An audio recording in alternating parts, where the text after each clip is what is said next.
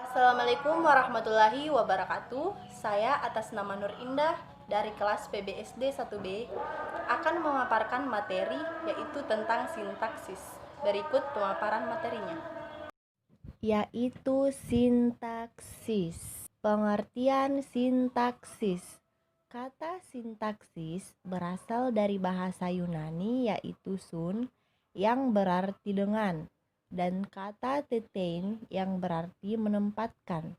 Jadi, secara etimologi berarti menempatkan bersama-sama kata-kata menjadi kelompok kata atau kalimat. Struktur sintaksis.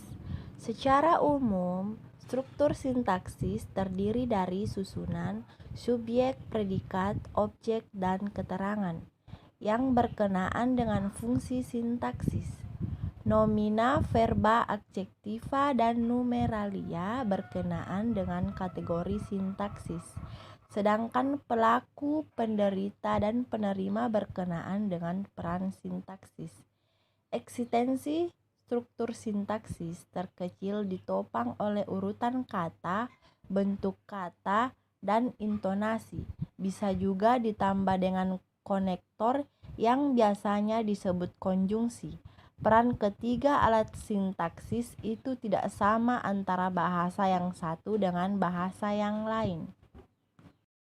Satuan sintaksis terbagi atas 1. Kata, 2. Frase, 3. Klausa, 4. Kalimat, 5. Wacana. 1. Kata.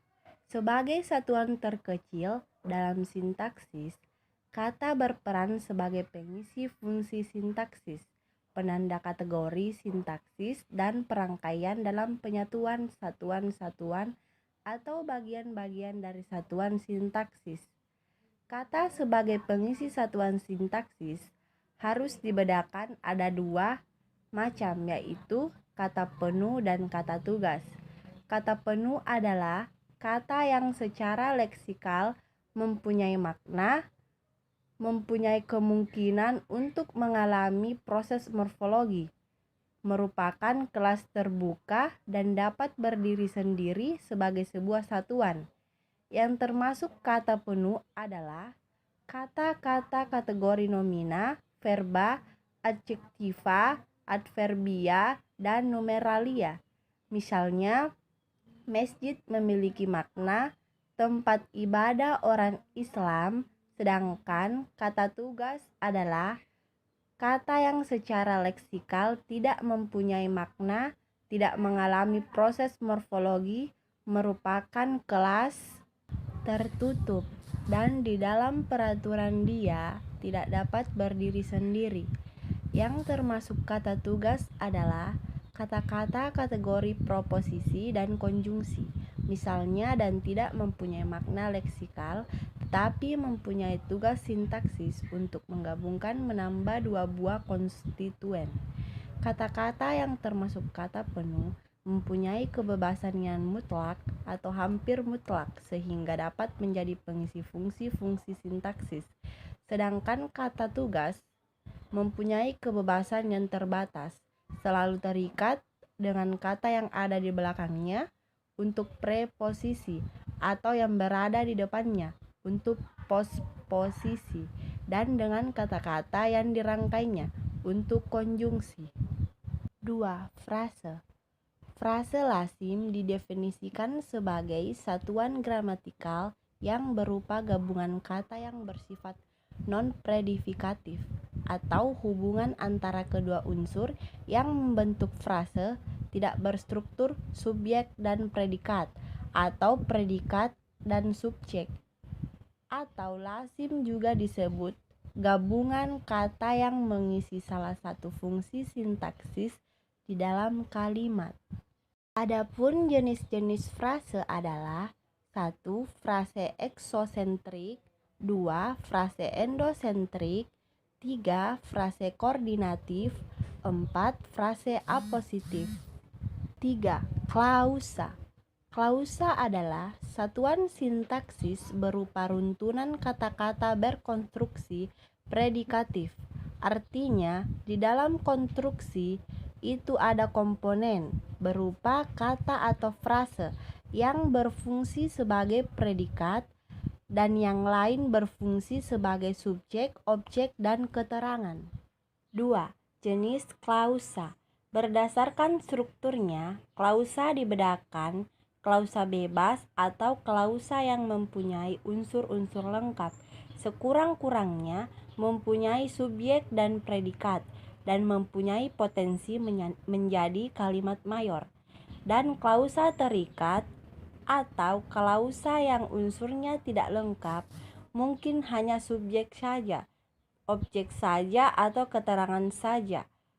Klausa terikat diawali dengan konjungsi subordinatif dikenal dengan klausa subordinatif atau klausa bawahan, sedangkan klausa lain yang hadir dalam kalimat majemuk disebut klausa atasan atau klausa utama. 4. Kalimat. Pengertian kalimat. Dengan mengaitkan peran kalimat sebagai alat interaksi dan kelengkapan pesan atau isi yang akan disampaikan, kalimat didefinisikan sebagai susunan kata-kata yang teratur yang berisi pikiran yang lengkap.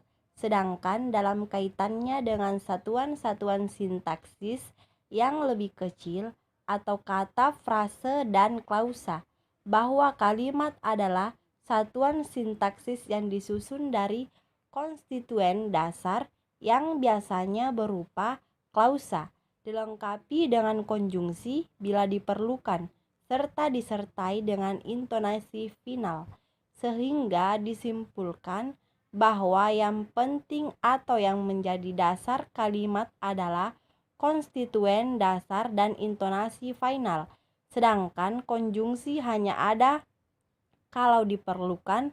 Intonasi final yang ada yang memberi ciri kalimat ada 3, yaitu intonasi deklaratif yang dalam bahasa tulis dilambangkan dengan tanda titik, intonasi interrogatif yang dalam bahasa tulis dilambangkan dengan tanda tanya, dan intonasi seru yang dalam bahasa tulis dilambangkan dengan tanda seru. 2. Jenis kalimat. 1. Kalimat tunggal dan kalimat majemuk. 2. Kalimat mayor dan kalimat minor. 3. Kalimat verbal dan kalimat non-verbal. 4. Kalimat bebas dan kalimat terikat. 5. Wacana. 1. Pengertian wacana. Wacana adalah satuan bahasa yang lengkap sehingga dalam hierarki gramatikal merupakan satuan gramatikal tertinggi dan terbesar. 2. Jenis wacana. Berkenaan dengan sasarannya, yaitu bahasa lisan atau bahasa tulis, dilihat adanya wacana lisan dan wacana tulis. Dilihat dari penggunaan bahasa, apakah dalam bentuk uraian ataukah bentuk puitik, dibagi wacana prosa dan wacana puisi.